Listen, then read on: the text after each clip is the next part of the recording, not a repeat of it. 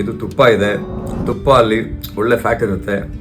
ಈ ರೊಟ್ಟಿ ಇದೆ, ರೊಟ್ಟಿನಲ್ಲಿ ಸಿರಿಧಾನ್ಯಗಳಿದೆ, ಎಲ್ಲ 9 ಥರ ಧಾನ್ಯಗಳ ರೊಟ್ಟಿ ಇದು. ಇದರಲ್ಲಿ ಅಕ್ಕಿ ಇಲ್ಲ, ಇದರಲ್ಲಿ ರಾಗಿ ಇದೆ ಮತ್ತು ಬೇರೆ ಬೇರೆ ಧಾನ್ಯಗಳಿದೆ. ಸೊ ಈ ರೀತಿ ತಿಂಡಿ ತಿಂದರೆ ನಮ್ಮ ಗಟ್ ಬ್ಯಾಕ್ಟೀರಿಯಾಗೆ ತುಂಬ ಅನುಕೂಲ ಆಗುತ್ತೆ.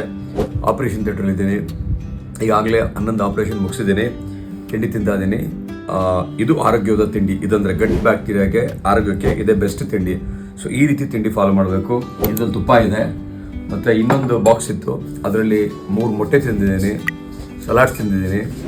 ಸೊ ಮೊಟ್ಟೆ ಪ್ರೋಟೀನ್ಗೆ, ಇದು ಫ್ಯಾಟು, ಇದು ಕಾರ್ಬೋಹೈಡ್ರೇಟು, ಬ್ಯಾಲೆನ್ಸ್ಡ್ ಆಗಿ ನೋಡಿ. ಇದರಲ್ಲಿ ಮೊಟ್ಟೆ ಮತ್ತು ಸಲಾಡ್ ಇತ್ತು, ಫೈಬರು, ಪ್ರೋಟೀನು, ಇದು ಕಾರ್ಬೋಹೈಡ್ರೇಟು, ಫೈಬರು, ಇದು ಫ್ಯಾಟು. ಸೊ 3 ಬ್ಯಾಲೆನ್ಸ್ ಬ್ರೇಕ್ಫಾಸ್ಟು ನಾನು ತಗೊಂಡು ಇನ್ನು ರಾತ್ರಿ 10 ಗಂಟೆವರೆಗೂ ಕೆಲಸ ಮಾಡ್ತೀನಿ.